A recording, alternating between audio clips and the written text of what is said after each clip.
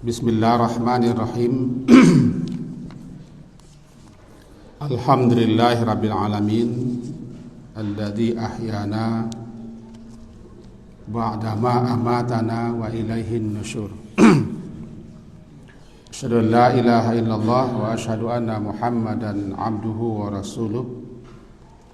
Allahumma salli ala Muhammad wa ala ali Muhammad. A'udzu billahi minasy syaithanir rajim. Bismillahirrahmanirrahim. Huwallazi ba'atha fil ummiyina rasulan minhum yatlu 'alaihim ayatihi wa yuzakkihim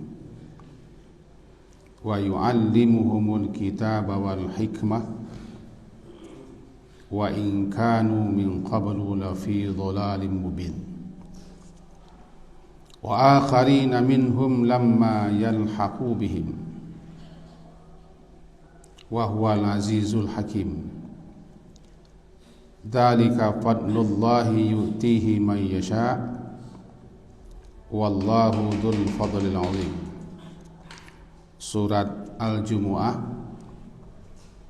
surat yang ke-62 ayat 2 sampai ayat yang ke-4. Ayat yang lalu kesimpulannya antara lain adalah: pertama, segala sesuatunya yang ada di alam semesta selalu senantiasa terus-menerus bertasbih menyatakan kemahasucian, kemahasempurnaan Allah.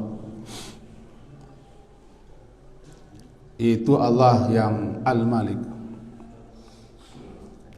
Allah yang Maha Raja yang sebenarnya, Al-Quddus, Maha Suci daripada segala hal-hal yang tidak patut, yang tidak pantas, yang Maha Perkasa lagi Maha Bijaksana.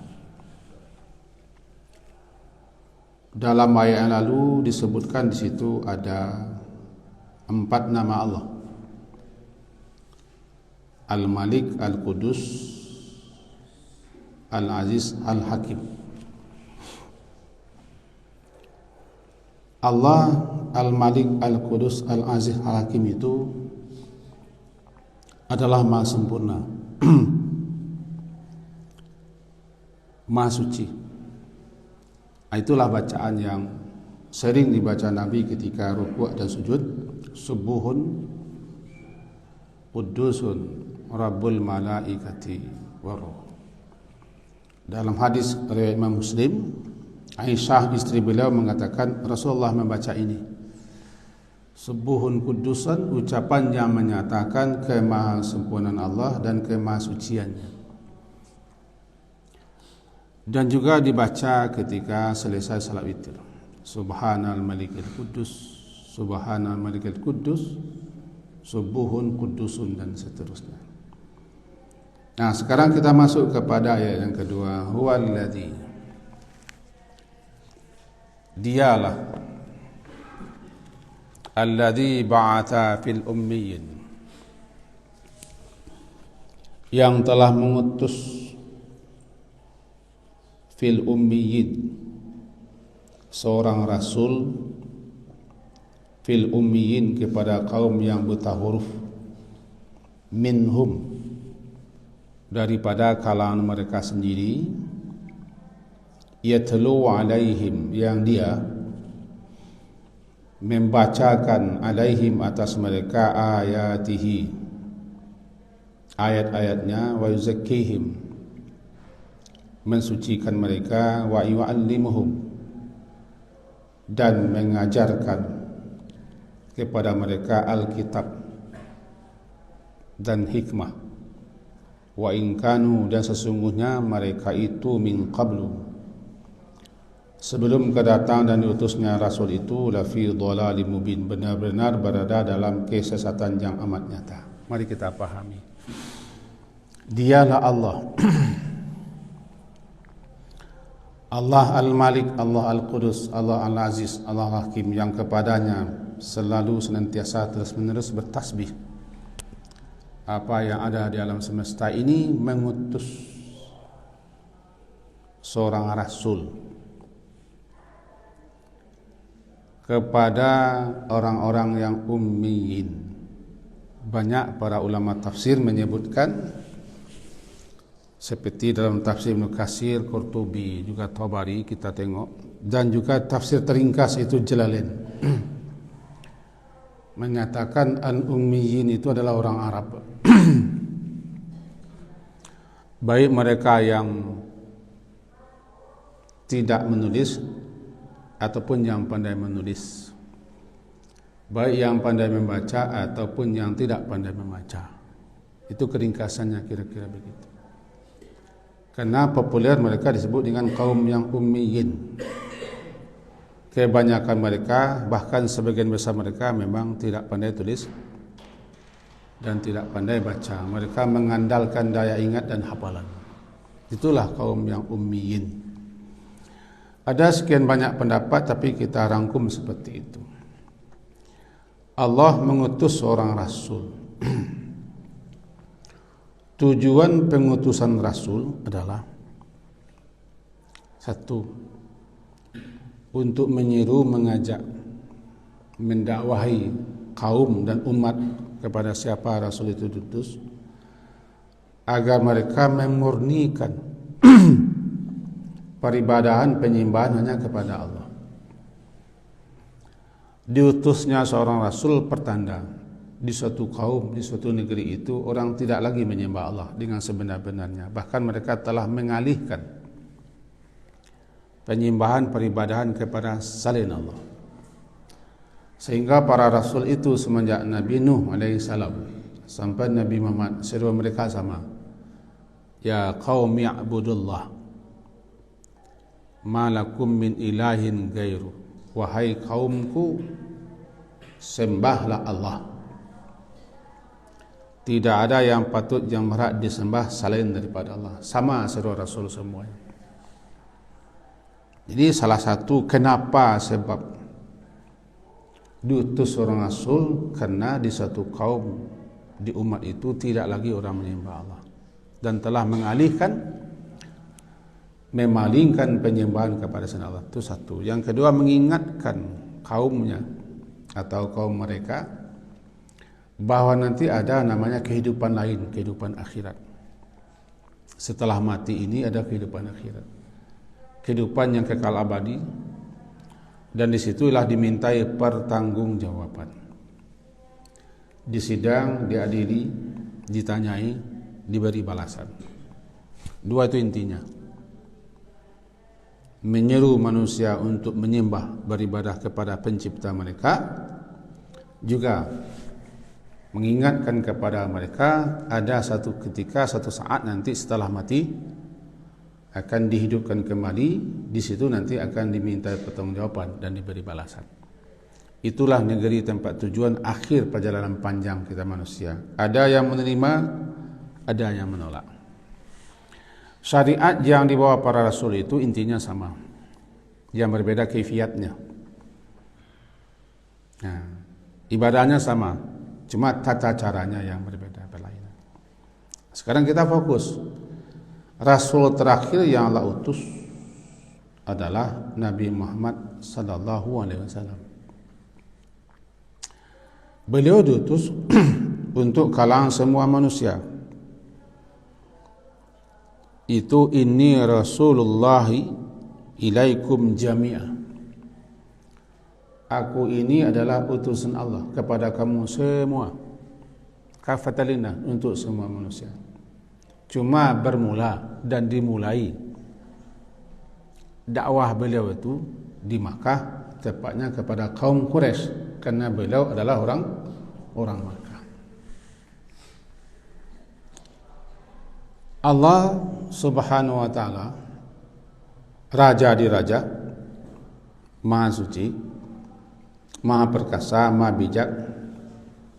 Dia yang paling tahu dan maha tahu siapa yang pantas siapa yang patut untuk dipilih dan diangkatnya menjadi rasul.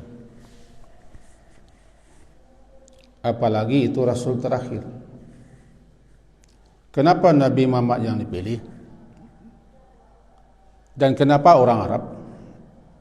Khususnya kenapa orang Makkah? Dia yang paling tahu. Ini yang tidak diterima oleh ahlul kitab, Yahudi khususnya. Karena para ahli kitab itu mengklaim bahwa yang patut, yang pantas untuk menjadi rasul itu kalau mereka saja.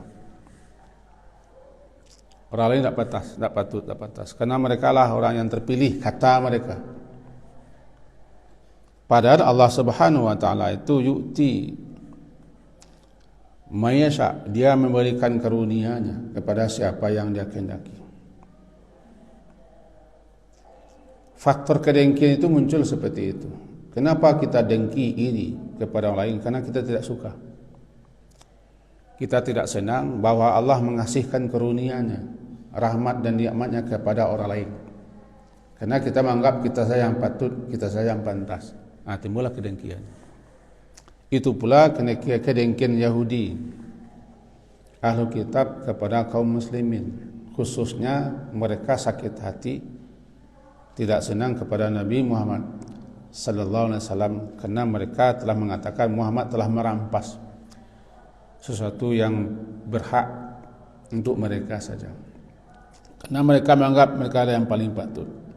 Dalam surat Al-Hadid, surat yang ke-57, disebutkan ayat 9, li alla ya'lama ahlul kitab alla yaqdiruna ala syai'in min fadlillah wa annal fadla biyadillah.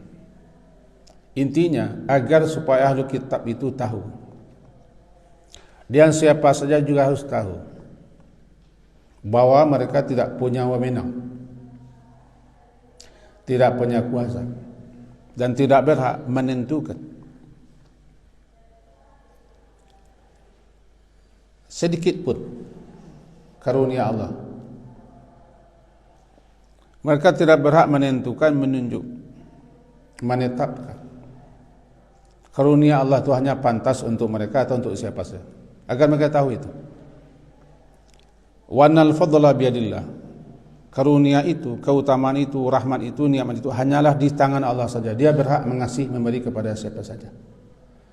Nah, ternyata Allah pilih, Allah angkat rasul terakhir itu daripada kalangan orang Makkah Quraisy.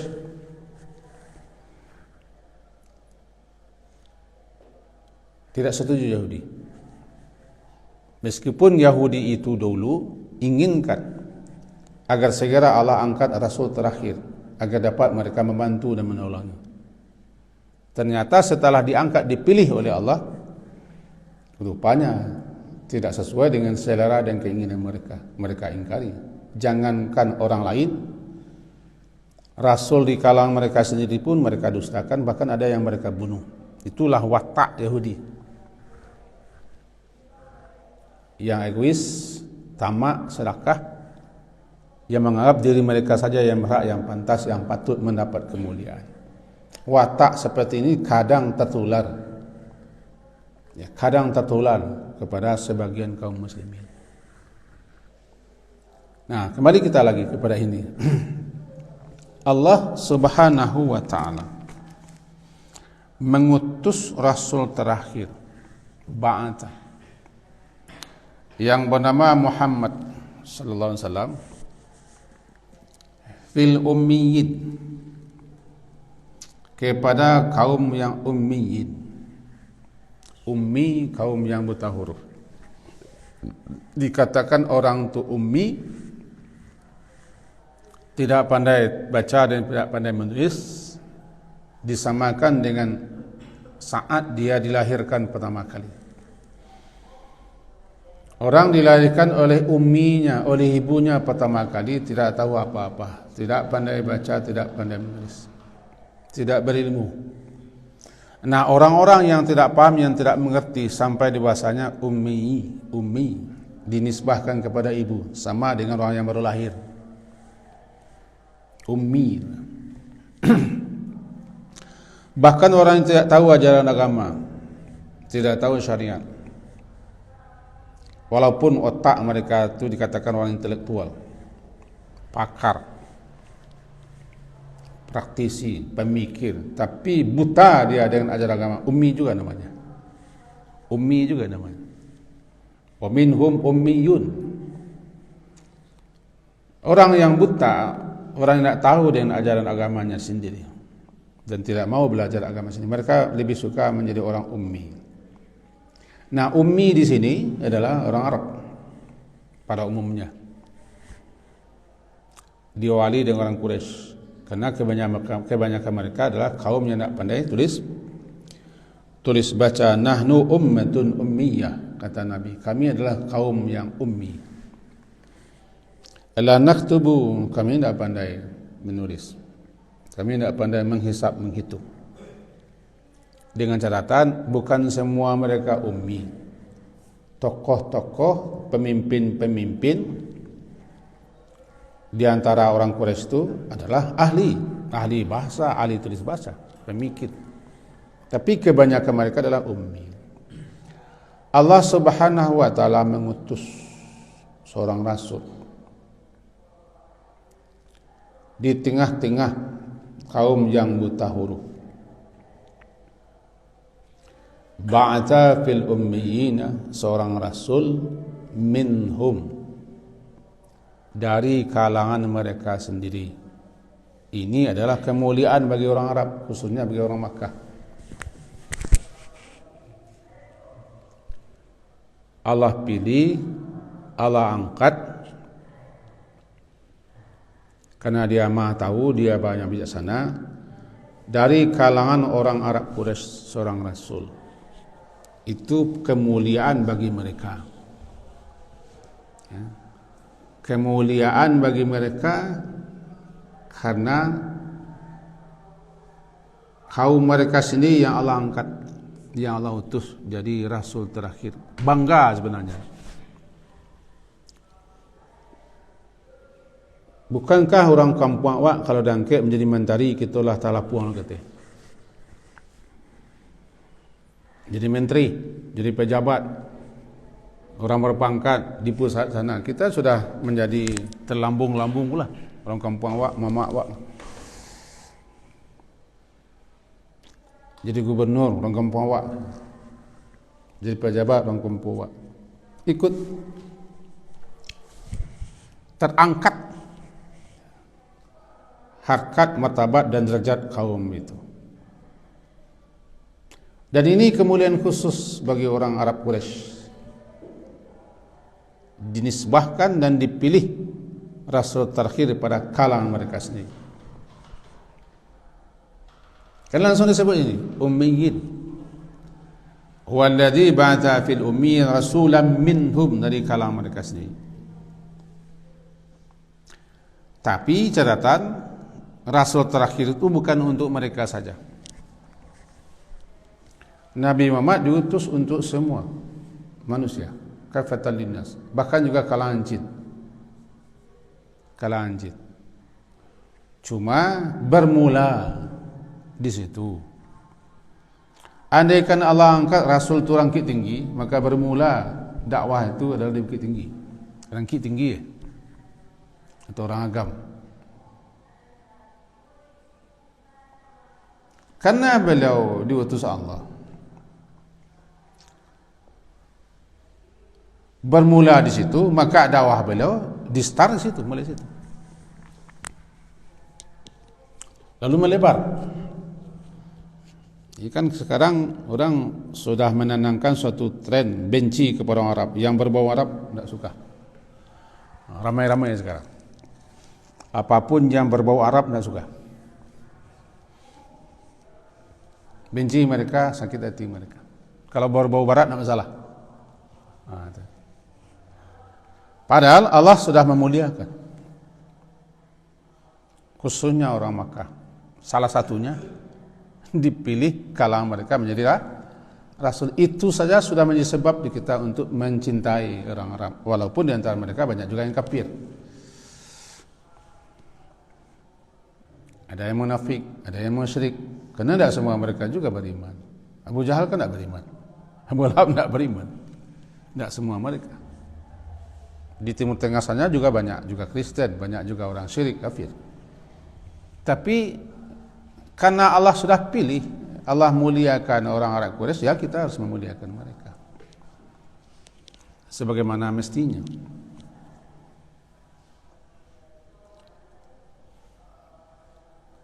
Yatlu alaihim,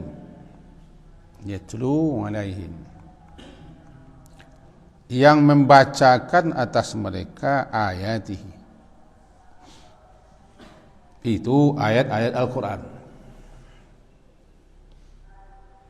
Yatlu, membacakan atas mereka ayat-ayatnya, itu ayat-ayatnya Allah yang telah mengutus Nabi itu. Dan ayat memang harus dibacakan seperti ini, dibacakan. Karena kita tidak orang Arab, Al-Quran itu berbahasa Arab, dan sebagian kita tidak mengerti bahasa Arab, maka harus diterjemahkan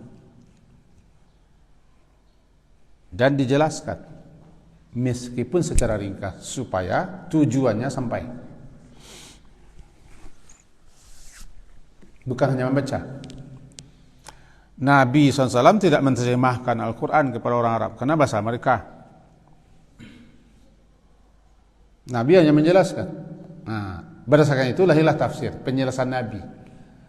Jadi penjelasan Nabi tentang ayat-ayat, ini maksud, ini tujuannya, ini isinya, ini poin-poinnya, menjadi tafsir. Tafsir ayat bil ayat, tafsir ayat bil hadis, dan penjelasan para ulama. Kepada kita dibacakan, tapi harus dijelaskan. Itu gunanya kita belajar tafsir, mengaji tafsir, karena kita tidak akan pernah tahu. Paling hanya membaca saja, mencari fadilah. Baca ini sekian pahalanya, baca ini sekian fadilah, baca ini sekian dapat, sekian balasan. Kalau hanya itu motivasinya, tidak sampai tujuan Al-Quran diturunkan. Sasaran akhir Quran diturunkan untuk menjadi petunjuk dan pedoman, hudan. Ini harus dibacakan. Yatlu alaihim, Nabi membacakan atas mereka. Kata-kata yatlu itu tala. Secara bahasa arti tala itu mengiringi, mengikuti. Tala yatlu tilawah, maka jadilah bacaan. Bacaan, membaca itu harus diiringi dengan pemahaman dan penjelasan. Kalau tilawatul Quran berarti membaca Al-Quran diiringi dengan memahami apa yang dibaca. Itu tilawah. Itu yang tilawah. Jadi bukan yaqra, bukan hanya membaca. Kalau membaca biasa qiraah. Apapun yang kita baca qiraah. Tapi kalau tilawah, membaca kitab suci sekaligus kita mengiringi. Karena maknanya mengiringi. Wal qamari idza talaha, demi bulan yang mengikutinya. Tala, mengikuti. Sekarang kita membaca, kita iringi dengan pemahaman, kita sudah natlu namanya. Natlu. Di kita di Indonesia tilawah itu untuk musabaqah tilawatil Quran. Kalau sudah tilawah, paham orang seperti itu. Enggak, bukan salah, enggak, yang tilawah bukan hanya itu. Tilawah harus seperti ini menjelaskan. Jadi Nabi yatlu alaihim ayati, Nabi membacakan kepada mereka ayat-ayat Allah. Setiap turun wahyu, bila bacakan, bila sampaikan. Tidak diterjemahkan, tidak. Untuk apa diterjemahkan? Bahasa Arab. Nabi berdakwah ke orang Arab. Kita perlu diterjemahkan. Dan diberi penjelasan ringkas. Tentu berdasarkan tafsir.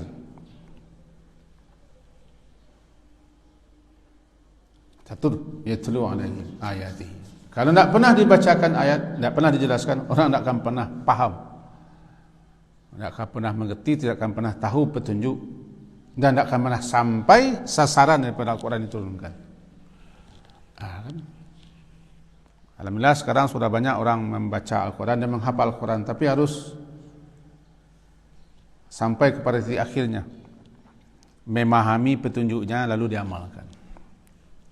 Aim ayatihi wa yuzakkihim,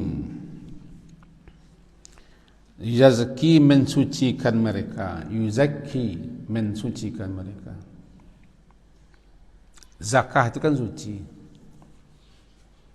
Dikatakan harta yang dikeluarkan kalau sudah sampai haul dan nisabnya sekian-sekian, kemudian kemana sasarannya, dikatakan zakat, karena itu untuk mensucikan harta mereka daripada daki-daki harta orang lain. Zakat kalau tidak dikeluarkan kotor ya. Karena milik orang lain, punya orang lain di harta kita. Selagi kita tidak mengeluarkan zakat, masih kita tahan-tahan juga. Sudah sampai bulannya masih kita tahan. Lah lewat lo sebulan masih tetap, berarti kita mempercampurkan harta kita dengan milik lain kotor ya. Bersihnya keluarkan cepat. Hak orang lain ini tunda-tunda, punya orang lain. Apa namalah dia zakat? Karena zakat itu suci. Di samping maknanya tumbuh berkah dan berkembang. Jadi zaki mensucikan mereka. Itu sama dengan zakat. Mensucikan. Di sini bukan mensucikan harta mereka, ada. Mensucikan diri mereka daripada kekotoran kafir, daripada kesyirikan dan dosa-dosa. Kekafiran, kesyirikan, keangkuhan, kesombongan dan seterusnya adalah kekotoran. Kekotoran yang mengotori hati. Caranya dibersihkan. Mensucikan mereka daripada kekotoran kafir, kekotoran syirik, agar mereka tobat daripada kekafiran dan kesyirikan, menyatakan diri mereka Islam, baru suci. Siapa saja yang tobat, siapa saja minta ampun, berarti ketika itu dia sedang mensucikan dirinya. Allah cinta kepada orang yang seperti itu. Innallaha yuhibbut tawwabina wa yuhibbul mutatahhirin. Allah mencintai orang yang taubat. Taubat adalah orang-orang yang mensucikan dirinya daripada dosa-dosa.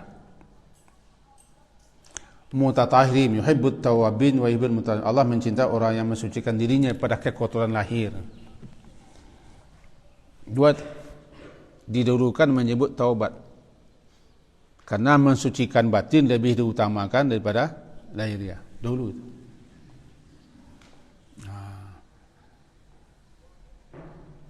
Intinya di sini gitu deh, mensucikan mereka orang-orang Arab ummiyin, bermula mereka daripada segala macam kekotoran yang mengotori jiwa dan hati mereka. Badan mereka bersih, yang kotor itu adalah hati mereka.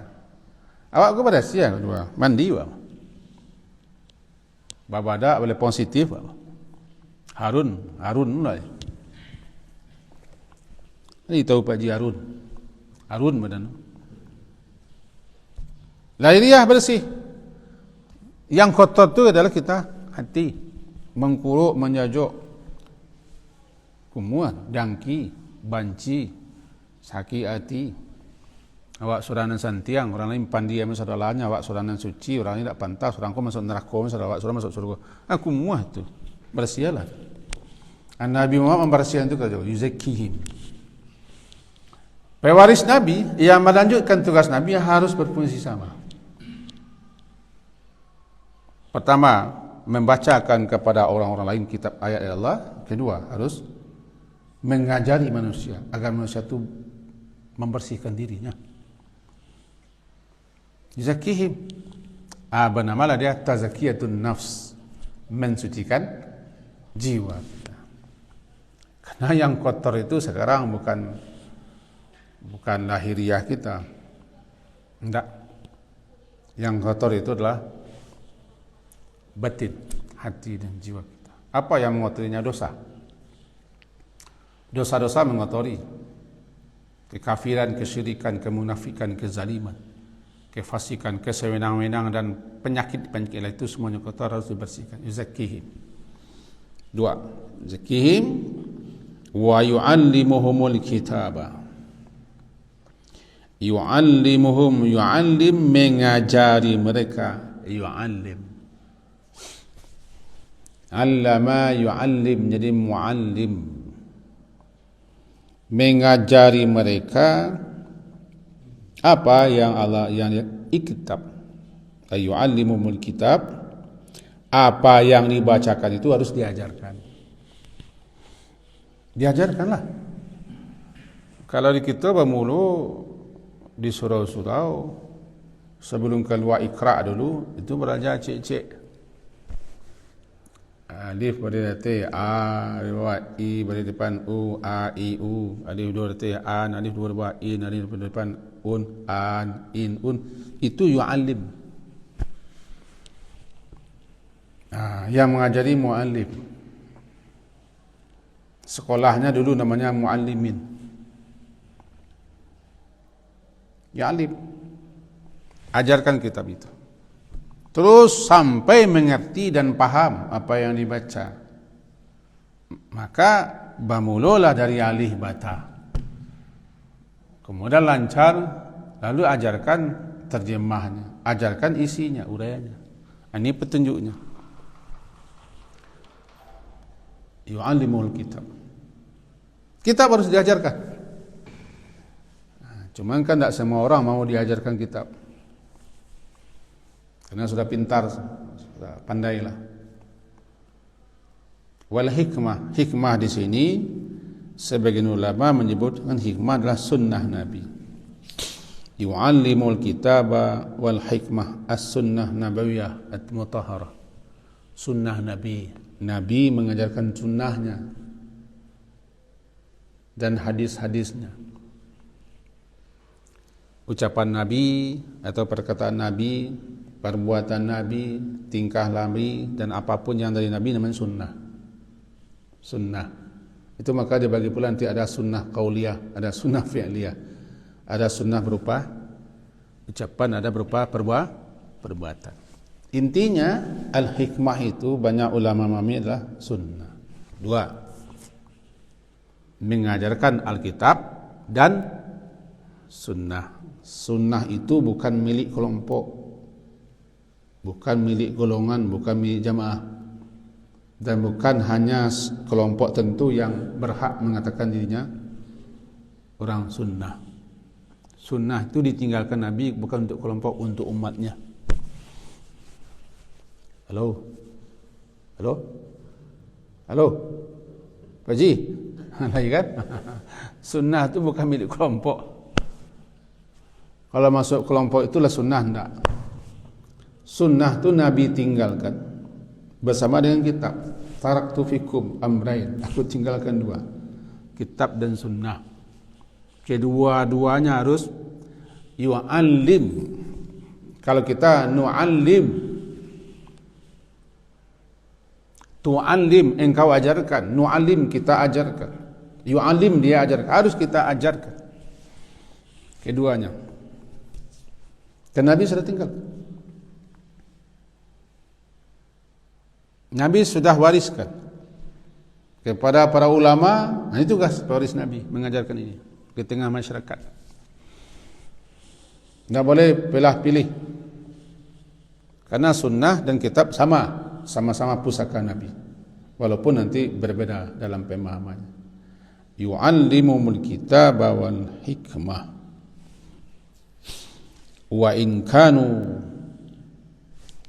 min qablu la fi dhalalin mubin. Wa in kanu, kata orang ahli bahasa nahwu sarafnya, in tu mukhaffafah, asal katanya inna. Inna diringankan menjadi in, lalu isimnya dibuang, isimnya hum. Wa innahum kanu la fi dhalalin, sesungguhnya mereka dahulu dalam kesesatan nyata. Nah, dibuang humnya, tinggal in, jadi in kanu jadinya. Tidak usah kita dalami itu, karena saya juga tidak dalam tentang itu. Paling-paling mengerti sedikit. Intinya, innahum, sesungguhnya mereka orang Arab itu dahulu, kanu adalah dulu, sebelum kedatangan Nabi dan sebelum Nabi terakhir Allah utus, lafi dhalalim mubin. Benar-benar berada dalam kesesatan yang nyata. Sebab dulu mereka masih memegang ajaran Nabi Ibrahim. Milah Nabi Ibrahim mereka pegang, ajarkan. Lama-lama mereka menyimpang, mereka ganti, mereka tukar. Lama-lama ya jalan dialih orang lalu, cupak diganti orang penggalih. Nah, itu jadinya. Terus akhirnya mereka sesat. Sehingga mereka tawaf juga di seling Ka'bah, tapi tawafnya sudah ala mereka, bertepuk-tepuk, bersiul-siul, bertelanjang. Haji juga mereka. Orang Arab setiap tahun sebelum Nabi Muhammad datang haji juga, menurut ajaran Nabi Ibrahim, tapi sudah menyimpang. Sesat mereka. Ibadah mereka sesat, keyakinan mereka sesat, dan apapun yang mereka kerjakan sesat, tidak petunjuk. Begitu juga orang Yahudi dan Nasrani, mereka sudah sesat karena mereka telah memesong, mengganti, merubah, menukar, membuang isi kitab mereka dan ajaran nabi-nabi mereka. Jadi semuanya sebelum kedatangan Nabi Muhammad itu semua kanu lafi dhalalim mubin. Termasuk kita di Indonesia. Andaikan tidak adalah Islam datang kepada Indonesia ini, kita ini termasuk orang fi dhalalim mubin. Syukur kita. Sayangnya pembawa Islam ke Indonesia ini dicela juga sekarang. Dicela pula. Mereka membawa tidak dapat kita ajar Islam. Nah, intinya sesungguhnya mereka sebelum kedatangan Nabi akhir zaman yang bernama Muhammad itu, mereka baik mereka orang Quraisy, orang Arab, Yahudi, Nasrani, ataupun seluruh umat manusia, lafi dhalalim mubin, dalam kesesatan yang sangat nyata, karena mereka tanpa petunjuk, tanpa pedoman, tanpa tuntunan, mereka berada dalam kegelapan hidup. Kaji kita sampai di situ, harilah siang gadang. Intinya lah dapat kita coba. Tujuan pengutusan Rasul. Dan itu nikmat dan rahmat bahwa Allah dia yang menentukan kepada siapa rahmat karunia-Nya diberikan. Dan dia mengangkat Rasul terakhir pada kalangan Arab, itu kemuliaan untuk orang Arab, lebih khusus orang Quraisy Makkah. Andaikan Allah pilih pula nanti Rasul terakhir orang Minang, itu kemuliaan untuk orang Minang. Tapi kita tidak berhak mengklaim orang Minang yang paling santai untuk dunia. Nanti kita cemburu orang Arab. Yang pasti Allah telah pilih Rasul terakhirnya Nabi Muhammad SAW yang misinya jelas, tujuannya jelas, dakwahnya jelas. Sebagaimana yang kita uraikan tadi, mudah-mudahan Alkitab ini bukan sekedar bahan bacaan, tapi juga menjadi pengamalan kita. Kenapa begitu? Yuzakkihim wa yu'allimumul kitab. Nah, kira-kira begitu. Saya rasa itu kaji kita. Semoga berfaedah dan bermanfaat untuk saya dan kita semua. Amin. Subhanakallahumma bihamdika asyhadu an la ilaha illa anta astaghfiruka wa atubu ilaik. Wa sallallahu ala Muhammadin wa ala alihi washabihi ajma'in. Walhamdulillah. Assalamualaikum warahmatullahi wabarakatuh.